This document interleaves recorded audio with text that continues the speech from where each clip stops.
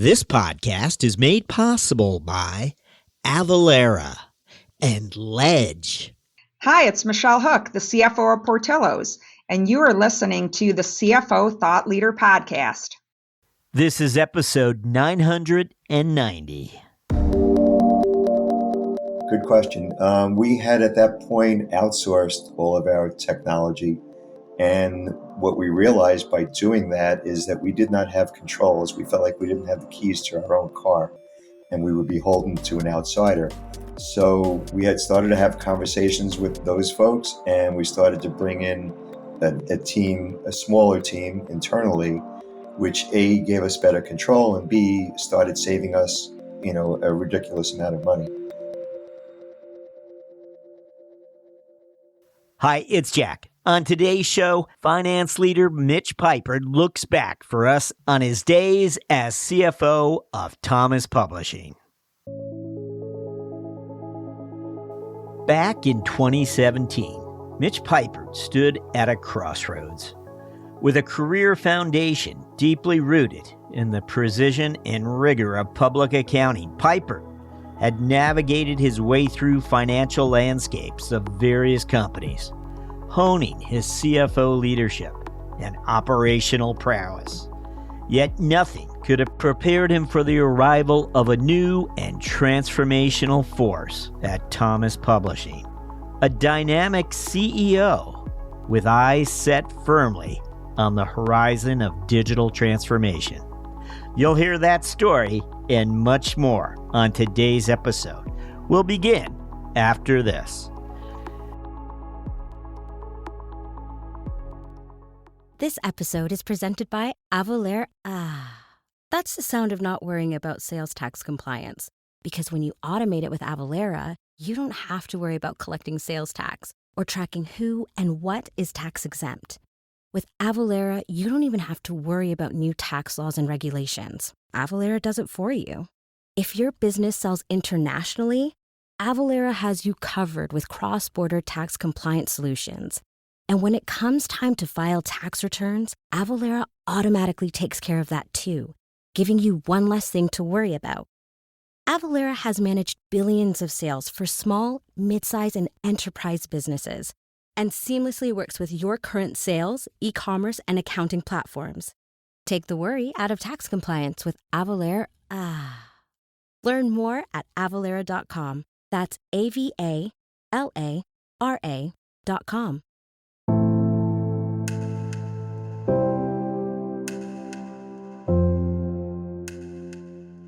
Hello, we're speaking with Mitch Peipert, a serial CFO, someone we've chatted with several times on this podcast. We're really pleased to welcome him back. Hey, Mitch, welcome. Hey, thanks, Jack. It's great to be back. I know I was on your 9th podcast, and you're probably going to hit 1,000 this year. That's super impressive. Yeah, I have to say, I saw you on LinkedIn, and I was like, I have to have an anniversary episode with Mitch. So it's great to have you back with us. Mitch, I'd like to, that was such a long time ago. We'd love to do a refresh here with you as your career gets longer and you get to look back all those years. I'm sure you're always sort of reassessing which chapters really helped you develop. And that's what we're after here. We'd really love to know what those experiences were that you feel prepared you for the role of CFO. What comes to mind? Great question. I think like many CFOs, the time spent early on in public accounting was certainly a great factor. And I can give you kind of a general overview and then dive into a very specific memory that I have that was kind of the moment for me that I felt strongly prepared me. So, I always felt public accounting is like boot camp. You work for multiple partners. They all have different personalities and demands. You're overseeing large teams of accountants on simultaneous engagements. There's always tight deadlines. But, overall, that's a great lesson in leadership. So early on, I can recall that I once had a partner who was not a great leader. And I think, like a lot of accountants, he was just not comfortable interacting with other people. So I recall we were auditing one of our large clients. The partner didn't have a great rapport with the CFO. The client was having a really poor year, and the CFO had to deal with blown bank covenants. So at that point in my career, I hadn't even dealt with a CFO yet, but since I did get the opportunity, I made the most of it. So I remember at the time I was just auditing cash, but I spent time and I read the entire bank loan agreement. So I went kind of above and beyond. And I was able to make a few suggestions on how to recalculate some of the ratios by reclassifying items in the balance sheet. And that really impressed the CFO as it did the partner. And that kind of gave me my first taste of taking a lead in a situation. And that was my moment for me where I wanted more of that. So I think from then on, I always went the extra mile and I started making recommendations directly to both partners and clients. And I think that strongly paid off in recognition. And at that point in time, the career started to elevate. I think it's interesting. Your early years, were you, because I think you did a chapter in banking as well during Yes, the I early did. days. Yeah, short stint at Merrill Lynch. That's exactly right. Well, tell us what you were thinking, because you got the public accounting chapter, you go to Merrill Lynch. Yep, yep. You're a little uncertain as to what path is it going to be That's the banking or corporate finance? yep. What's it That's be? exactly right. Well, I'll tell you what happened. I did start in public accounting, and then there was a recruiter who started reaching out to everybody I knew and said, "We'll get you in Merrill Lynch. It's a big company. Times are great, so you're going to get this great bonus. You'll be able to move around." Well, I get in there. The economy changes quickly. Not only are there no bonuses, but there's no mobility. And I think it was a great experience because it gave me a taste of a Fortune 100 company. But I realized that's not what I want. You can walk through the hallways and you don't know the people that you're working with. Everybody's just a number. You're working on a very small part of the company. And so from then on, I realized I really would make a greater impact working with small and medium sized companies where you can get your arms around the whole company. You walk down a hall, you know everyone, who you're working with. And to me, that was more rewarding. And I thought I could make a bigger impact. So, what are you working with recruiters at that time, or is it? Yeah, early on, it was kind of before the LinkedIn stages, and it was all working with recruiters. So, I wasn't, too thrilled with that situation at Merrill, although it was a fantastic company.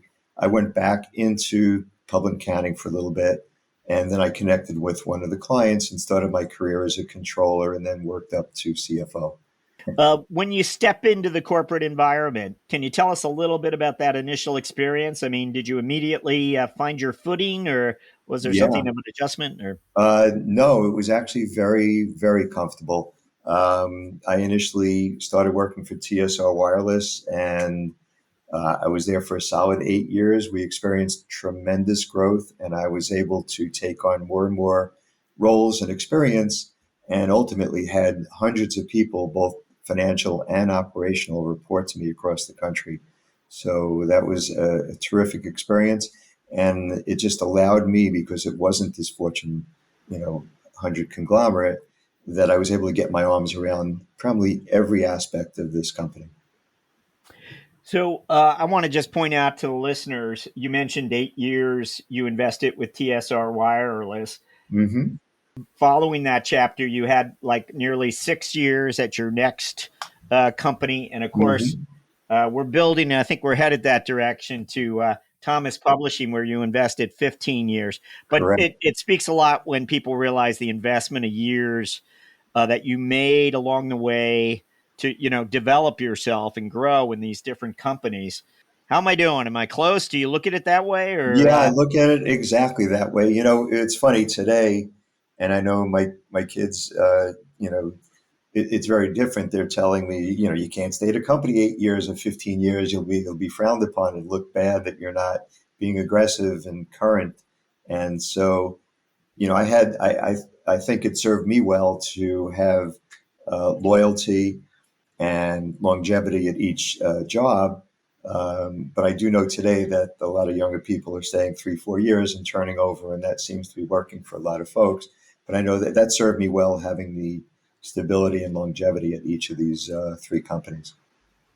now are you going from accountant to an FP&A professional, or had that already occurred, or did that happen at the wireless company? Yeah, that actually happened. The FP&A role started at Merrill Lynch, and I got a taste of that. Then I joined TSR as a controller, and then we were going to go public, and so I started building a big team. The CEO really appreciated the team I built and their accomplishments, so he gave me the title in addition to controller of senior VP of operations, and that's when I got involved, building out their operations around the country. Here's an interesting aside, though, about TSR. So the document that you use to go public is the S1, which I helped prepare. On the cover of that S1 was Arthur Andersen, Bear Stearns, Lehman Brothers, and TSR Wireless.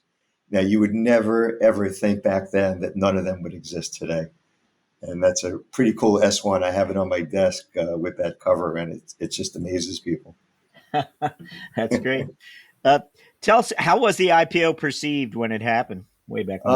All the paging companies went public in the same year or same couple of years because it's a very capital intensive business and you need to, that was one way of raising cash. But then all of a sudden, cell phones kicked in and pagers, became obsolete. So what we tried to do was open stores to resell phones and pagers, and we wound up opening over 300 stores in 4 years around the country. And I also, as part of my role in operations, was to, staff the back office in each of those 35 markets that we had around the country. So just yet another great experience that I was able to have. Now, when you do move on, is it a publicly held firm you move to, or what's next? Yeah. So then I went to CSI, spent about 7 years there, and we took the company public through a So it's a similar path. It's a different business, clearly, but yeah, different business. Interesting thing. A lot of folks think that you need to stay in the same industry and have industry experience in that field. Oddly enough, all of my jobs I went from paging, which was wireless, to professional services and technology, which was CSI, to publishing, also a technology platform, and manufacturing in Thomas. And then after that, plus media and advertising. So I always conveyed to the hiring forces that you bring a certain skill set, which I think that I have, and that I can learn the industry. I'll put the time in and learn it, but your basic, what I can bring in terms of being a CPA, overseeing people, getting along with people, building teams, those are things that I can apply to each industry. And, I've been successful and very fortunate to be able to do that. Now, it's at CSI that you actually enter the CFO office for the first time? That is correct. That is absolutely correct. Yeah, and that's, as we explained, a 6-year chapter for you. Tell us about that. I mean, was it apparent to you that it was in reach? Yeah. Well, one of the things, and I can talk about this later about, one of the things that I wish somebody had told me at the beginning of my career, and that will apply here. But a lot of it is getting confidence. And so I had to really build confidence because I'm going from a controller, not only to a CFO, but to eventually a public company CFO. And so, that's a whole different level of skill set, and you just need the confidence that you can do it. And also, I always hire people smarter than myself. A lot of people think, that's going to put my job at risk. But I think that you surround yourself with great people. Like I hired a terrific SEC controller because I didn't have that experience. And it was a great addition, and we worked really well together. And it just, made me look better and my job easier. What about the investor relations piece of this? Had you already begun to get a taste of that at the prior the wireless company? Or you did? Yeah. We definitely started doing that. We had practice in dealing with Wall Street and how to speak, publicly and deal with being a public company. So I did have some of that, and it was just a lot of practice and getting used to that. We hired a great PR firm. They also were very helpful in that process. Do you recall back at TSR Wireless, did you have any exposure with the board at that point in time? Was there, or did that come later? That came late. That came a little bit later. I would say from CSI to Thomas on, I was in every board meeting. So, I did have 20 something years of being in every board meeting. And it's just something that you gain confidence in and get more and more comfortable as time goes on. And then eventually I was a secretary and started writing the minutes of all these meetings. So, We'd like to understand better how you acquired, let's call it your comfort level when it comes to speaking before upper management or the board. And we wonder if there was an experience that you had where, for the first time, maybe a CFO tapped you on the shoulder and said, "Hey, Mitch, we want you in there tomorrow. Here's what you can talk about." Something like that. Was there, do you recall looking back in time, was there a time where it was up to you to speak and deliver? yeah, yeah, great question. And you kind of bring back a lot of interesting and fun memories. So, I was invited time to time as a controller to the board meetings when I was back at TSR. So this is before we were with a public company, and we were in the process of going public there. So uh, at one point, we didn't even have a CFO. So by controller, I felt like I was the de facto CFO at that point, just without the title. And I would tell the CEO, allow me to prepare the deck, and he really liked what I was doing for the financial part. And I actually started preparing his deck. And then it's funny, my subsequent companies, in conjunction with the CEO, was completely responsible for preparing every aspect of the deck because I was the most, as a CFO, you're really involved with every part of the business. You're not just doing finance, but you understand the sales, you understand the marketing, the technology, because you have the luxury of sitting in on all those impactful meetings that you have with all these other areas. So they thought I was in, the best position and the best seat to do that. And that kind of gave me confidence in the material. So when I was starting to present, I knew it in and out, and I was, just able to talk more fluidly. And I think over time they saw that, and I just got more and more involved until the point that I was just invited to every single board meeting. That's really interesting when you think about it. You already shared with us how you were responsible for helping prepare the S1, but Yep, also here you are very responsible for helping formulate the deck and configure the hmm deck, really. And how do we yep, communicate this information to this group, not the SEC or what have you, or their that's right. benchmarks?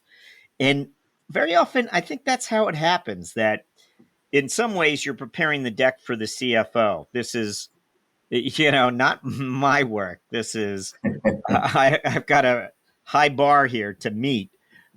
So it kept you there late some nights, I would imagine. Oh, for sure. Yeah, yeah. Especially, when you're public and you have the, your quarterly filings, your annual filings. We would be there literally till 12 o'clock at night, meeting our deadlines. We never missed a deadline. But I would be there with my staff, alongside them, and we would stay late and, get it done. And it was, a great accomplishment. And we felt really good about ourselves because we had a good product by the end of the day. And let's face it. Going back to your accounting days, and you talked about communication, how important some people weren't great communicators. I think you indicated at the start. hmm Here, this is a whole different set of skills as you develop these slides and understand better. As you try to get concepts across to the investors or the board members, as you try to pick and choose the metrics that you're going to display and not display, you're really thinking hard about how to tell the story.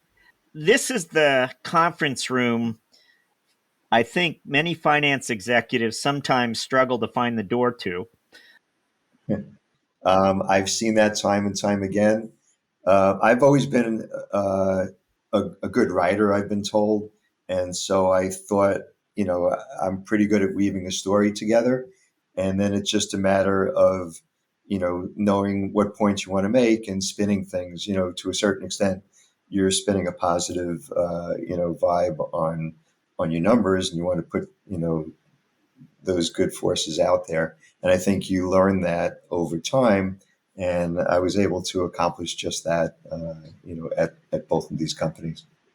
I have to believe that when you're, let's say the board, and you're sort of haven't done this too many times, but you're asked to join the meeting and you're sitting in, you get to understand better sort of the body, everything from the body language to the types of questions that are being asked or not asked, what you thought was important and what is important, how your more senior executive, the CFO perhaps, responds. You're observing carefully how the CEO responds. You're listening. You are listening. You're seeing how this group, the dynamics within the room, and that's what's so precious here. You come in with your, vision, and then you see that's a little different than the board members. They're looking, for something else from you. They don't just want to see the numbers today. They want to know how we're doing going forward. How is this company going to grow? How are we going to build value? And so the concept of value initially was new to me. I was, like most controllers becoming CFOs, more focused on the numbers and still presenting some good analytical metrics, but they're looking at how we're creating value and then ultimately how we're going to monetize this, whether it's going public or a sale or whatnot. And so slowly but surely over time, my thinking came around to their thinking, and I was able to provide, just what they were looking for. We're going to move to the Thomas story shortly, but I do want to, I want to just pick your brain one last time here. I've always been curious as to, on the investor relations side of things, let's just say there's a prickly analyst who's notorious for upending conference calls by bringing, by who knows, just bringing up information that's not relevant or is going to just dwell on the same point again and again and again. How do you, what's the proper term here? Defang. I don't know if that's it.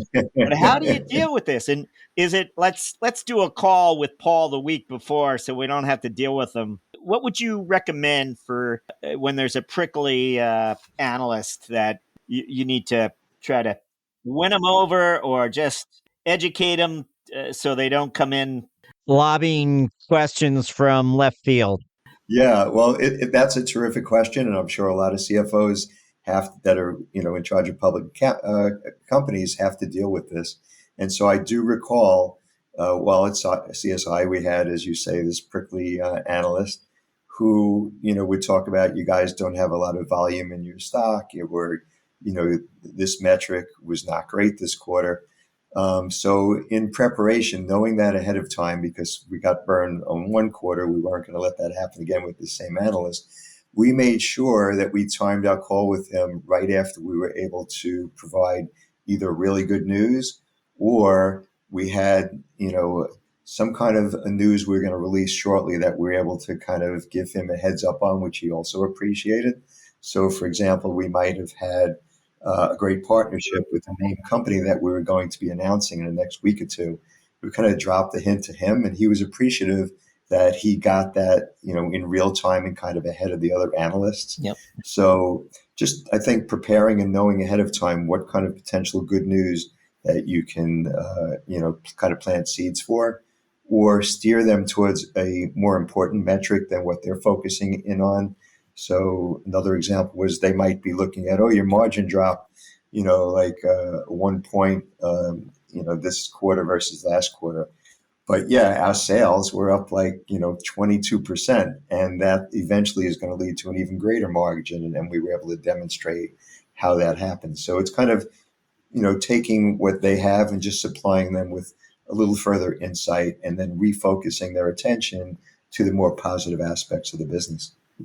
All right. Well, thank you for that. Some nice insight there for us.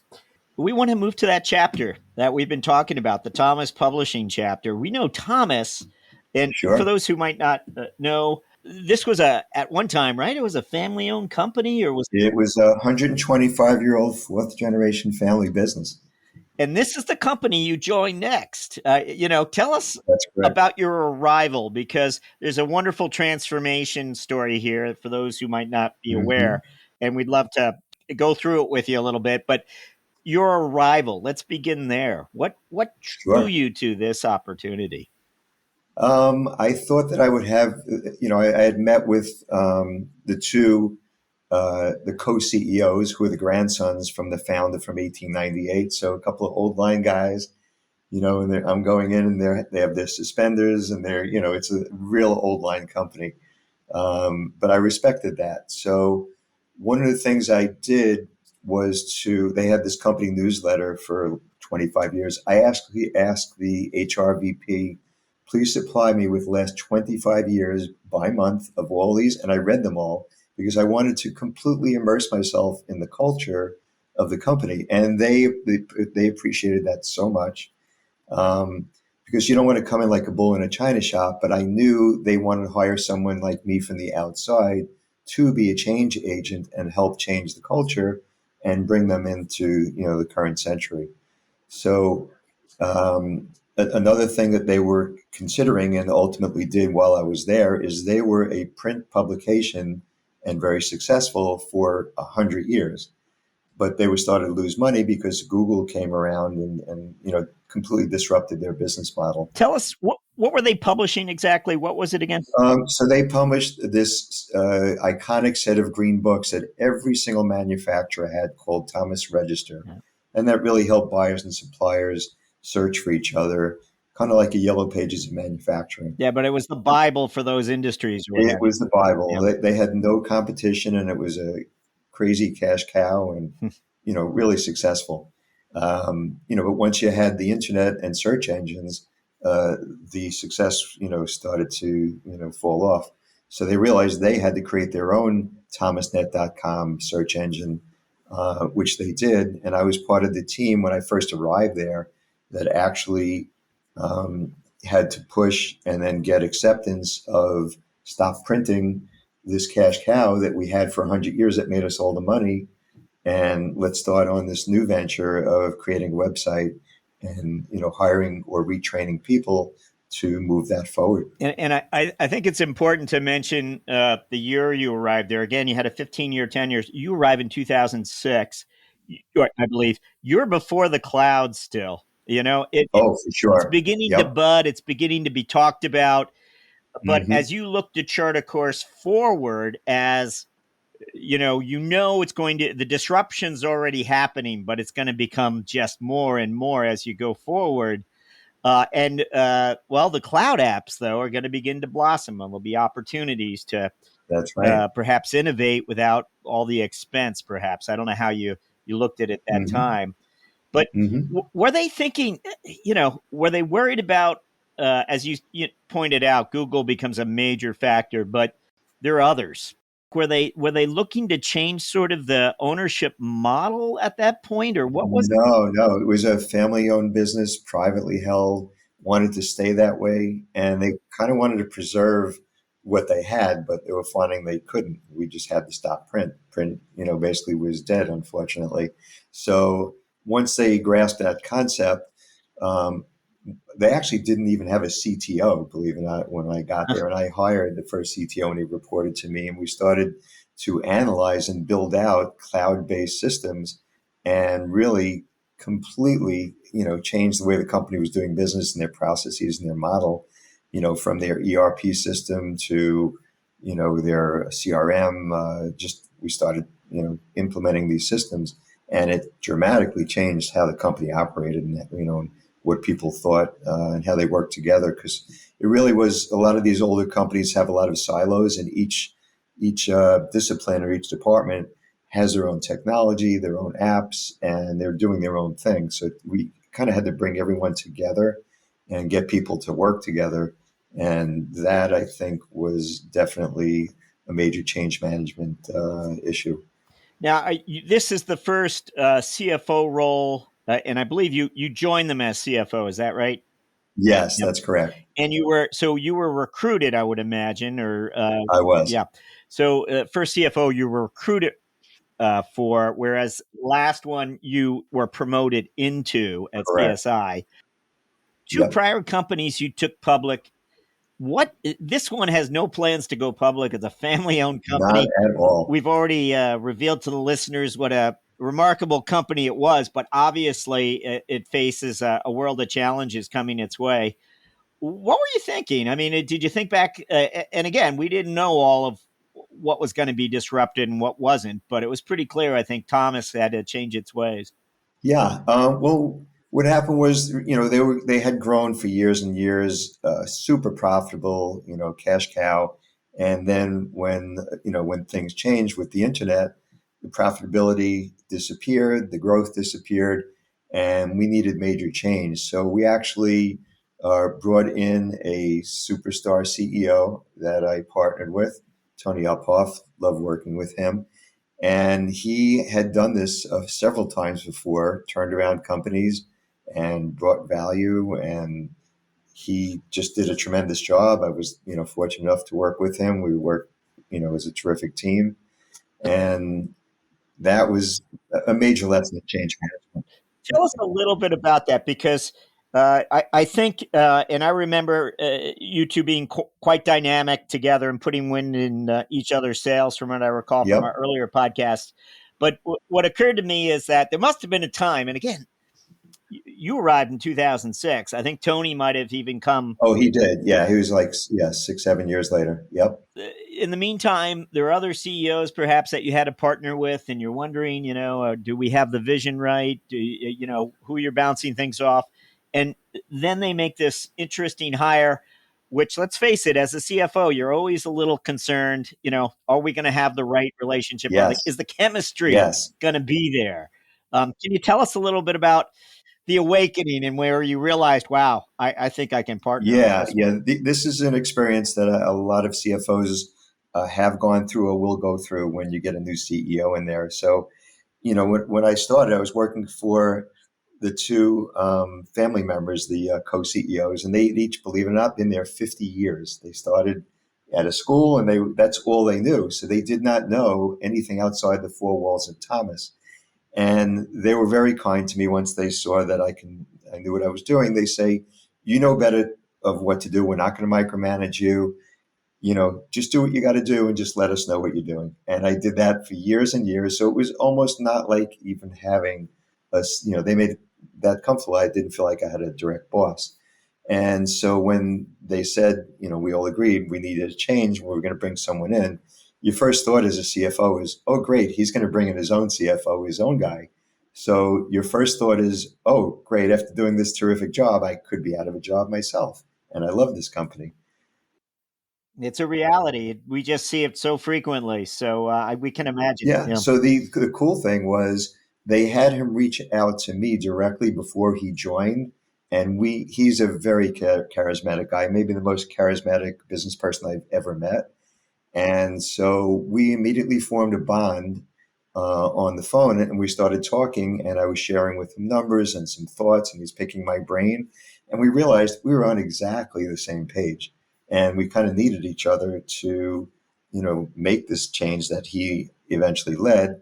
But, I felt like I was right there with him and supporting him, and it was a terrific partnership. And once I started working with him, I was really enjoying myself again. And we actually saw growth and we saw profitability come back. There are multiple components to this, but the relationship there is critical for the entire organization. But the other component, and one we had talked about with you, and I can remember from very early on, you were one of the finance leaders who were willing to, talk about cloud Yep. applications. You had a comfort level with them that others perhaps were still a little timid. And that dates me, I suppose. But if we went back that many I years, remember. and it's only because I think it was part of the model, part of the transformation you were undergoing was. That's exactly right.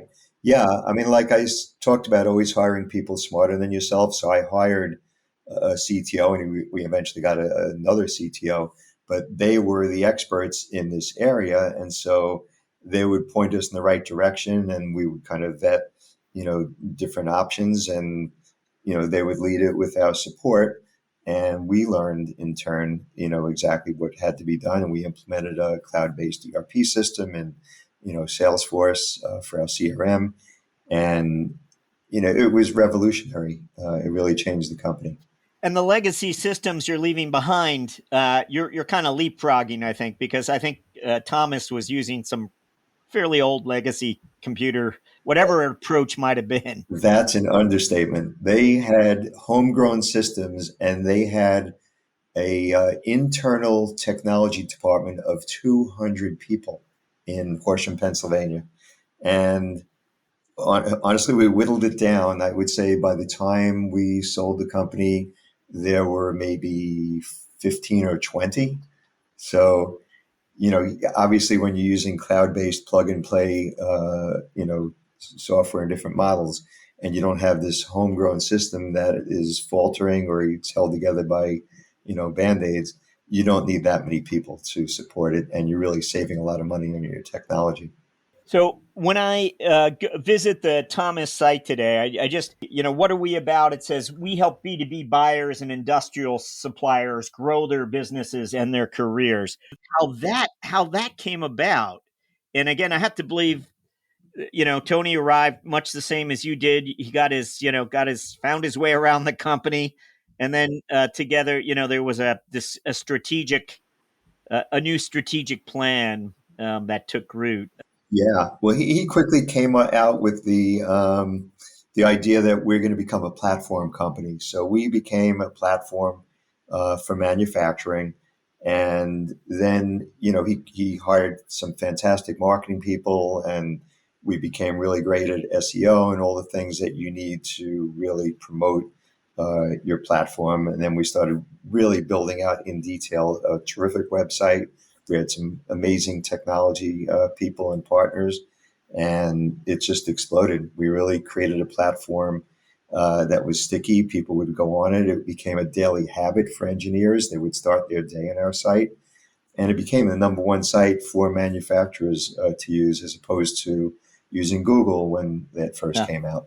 Now, was there how was the P&L faring during these times? Was there some tight moments? And I don't know, you had already, before Tony arrived, you had gotten through the financial crisis. I don't know if there was much of an impact for Thomas, but I'm sure there was something. Yeah, it was. Yeah, it was things were tight. And then, of course, we had to invest in the technology, and that cost money.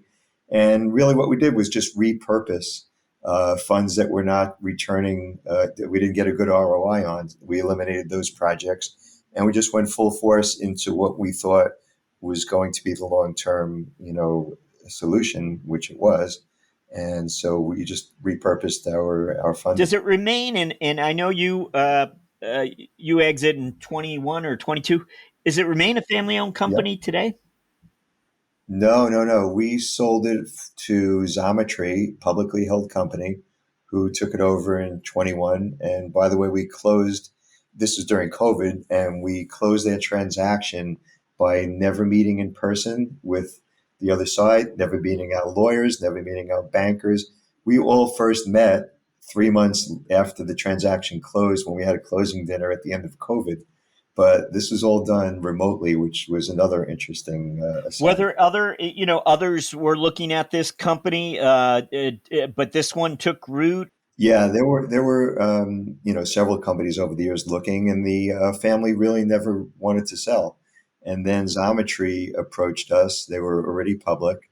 They're led also by a charismatic CEO and an experienced CFO, and they presented to both Tony and myself, and we thought they just wanted a meeting to partner with us. And within a few minutes, they said, "We want to buy your company." And so we reiterated that the family really isn't interested in buying it, and they said, "We'll make it worth your while." And they did, and we consummated the transaction in 6 months. Wow. One would have to imagine a lot of communication, a lot of back and forth, a lot of understanding really what the family wanted to achieve, what the company felt like it needed to achieve for its employees. How am I doing? Yeah, that's hit the nail on the head. And once again, the thing that was most important and first and foremost to the owners of Thomas was that this isn't just you come in and get rid of all of our employees. So they kind of insisted that it was not a synergy play, it was a strategic play. And they just felt the Thomas name was something very important to them, and the Thomas.com website. and the customer base. And so, they initially, really didn't terminate too many folks. And, that made the Thomas, leaders very happy. Of the steps you took to achieve the transformation, was there a blind alley? Was there something you began doing and you realized this isn't going to work? Let's change gears. Was there a piece of it, a false start or something? Yeah. Yeah, no, good question. We had at that point outsourced all of our technology. And what we realized by doing that is that we did not have controls. We felt like we didn't have the keys to our own car and we were beholden to an outsider. So we had started to have conversations with those folks and we started to bring in a team, a smaller team internally, which A, gave us better control and B, started saving us, a ridiculous amount of money. And so that is exactly to your point. You start down one road and you have to course correct pretty quickly. And must have been a philosophy though. At one point it was thought, let's outsource. Yes. We can save. Here's the savings. We know we can do it. And you did it. And then it realized suddenly the control wasn't there. What you wanted to achieve in the future could have been compromised in some way if you didn't have it in-house. That's exactly right. Yep. But there were some costs attached to that as well. You're hiring again. You're bringing people indoors. Yeah, but we did have a much smaller team. So when we reconfigured it, we probably wound up spending like 25% of what we outsourced, even though the outsourcing, could be cheap, especially if you're offshoring it. We brought in a much smaller team and we were able to control them better. And we didn't even have at one point when we outsourced, we didn't even have the passwords to our systems. So felt like we could be held hostage to these folks by just really not having any control over our systems at all. And so that was, a big pivot for us.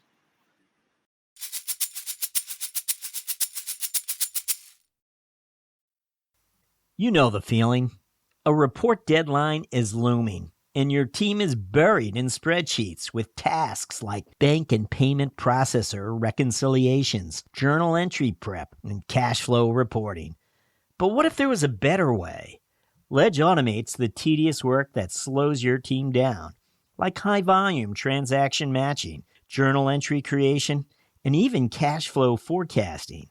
Ledge glues all of your financial data together across your ERP, banks, payment processors, data warehouse, and more, and automates any workflow, no matter how complex or unique to your business.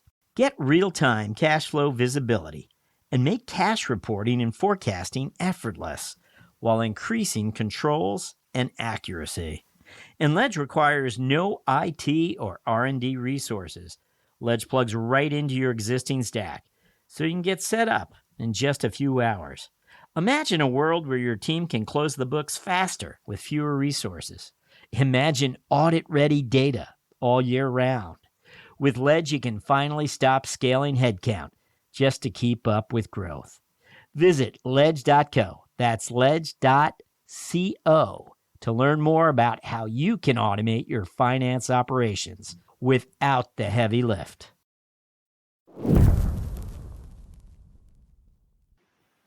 That's great. Thank you for allowing us to dive into that once again. And Mitch, I can't believe we've been on the phone here about 52 minutes. So. It's been great. We'll jump to our finance strategic moment question, which, as I might have explained up front, we ask you to share a moment of insight that you've experienced away along your career path. It might have happened way back in your wireless days. It might have happened at CSI. It might have happened at Thomas. Mm-hmm. But we're looking just for a moment of insight that led you to respond, whether it's an opportunity or a risk. And I think we've touched on a few. There's no question, but we're looking for one more. Yeah, absolutely. Anything you'd share with us? Yeah. So, again, at Thomas, probably because I was there for a long period of time, but we were dealing with bad financial data because we had all these multiple disparate systems. And so we would be reporting revenue with different results. So, for example, I would go to a board meeting as the CFO and have show that revenue was kind of flat, and from the CRM, the chief revenue officer would come and say, "Hey, we're growing." So, that was an interesting moment, and that's because an old line culture is often siloed, as we were, and like I said earlier, each department built its own technology. So we were not integrated. We had reconciliation hell from the finance area each month, trying to figure out the single source of truth. And that was kind of like the moment for me to drive change and help break down these silos. So that was when we implemented a cloud-based ERP system, and we got company-wide buy-in. We were striving for that single source of truth. But one thing we noticed was our CRM Salesforce was still on a separate platform, and we still did have a couple of different views of the sales numbers. And one of the things recently, a company I've been working with, Accounting Seed, would be a potential solution to that problem because they're built on the Salesforce platform.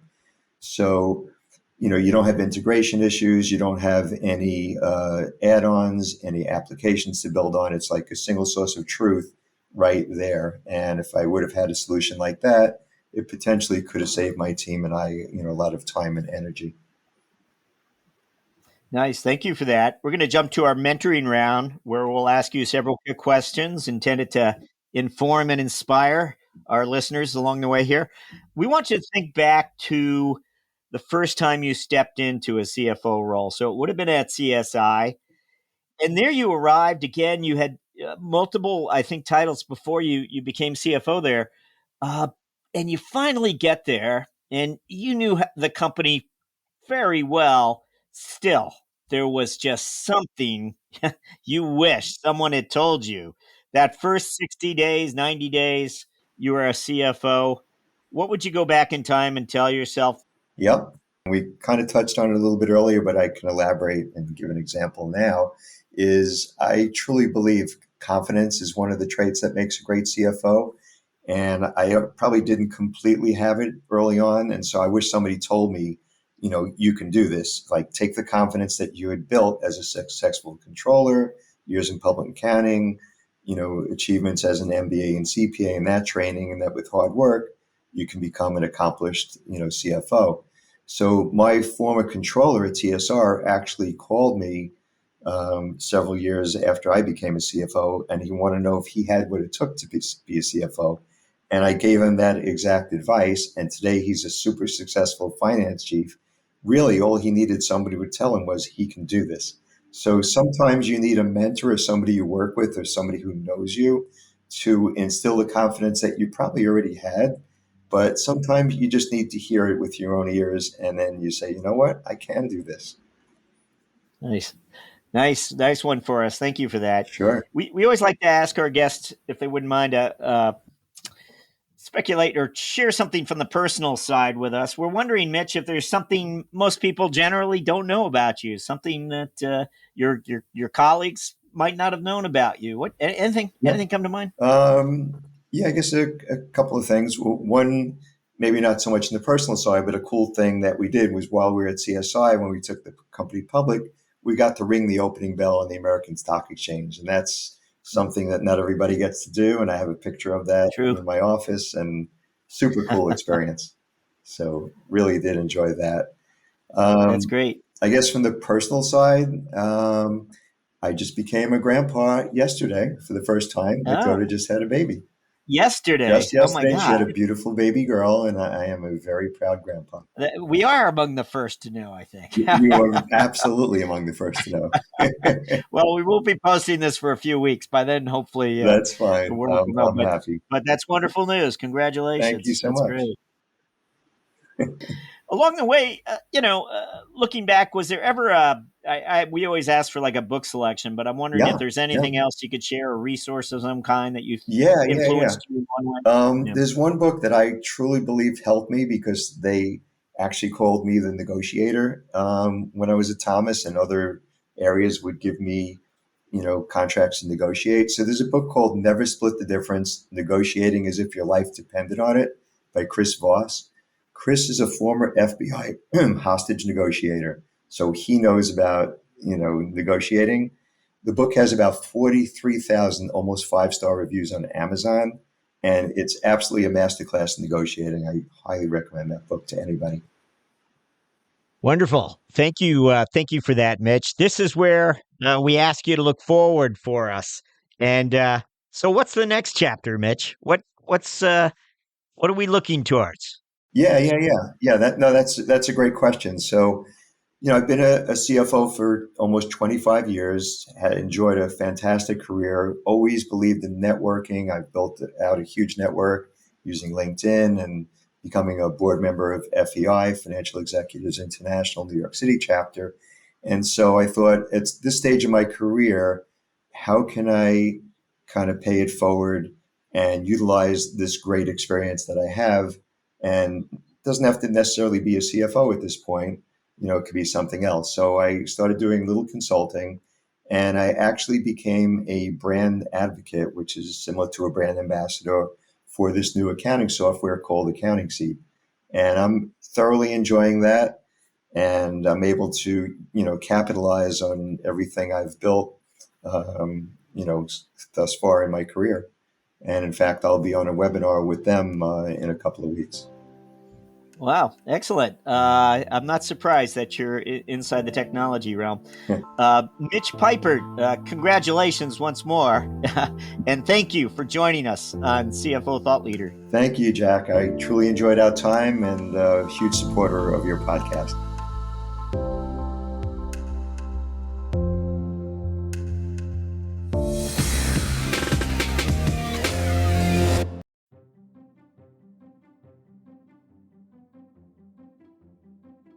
Hello, Thought Leader listeners. We hope 2024 is treating you well. If you haven't already, we hope you'll pay a visit to cfothoughtleader.com and go ahead and subscribe to our Mentoring Round newsletter, where we highlight the career lessons and moments of strategic insight shared by our recent CFO guests. Also, LinkedIn users, please go ahead and follow our CFO Thought Leader company page, and you'll be certain not to miss a single Thought Leader video debut. CFO Thought Leader, the #1 thought leadership platform exclusively for and by CFOs. As always, thank you for listening.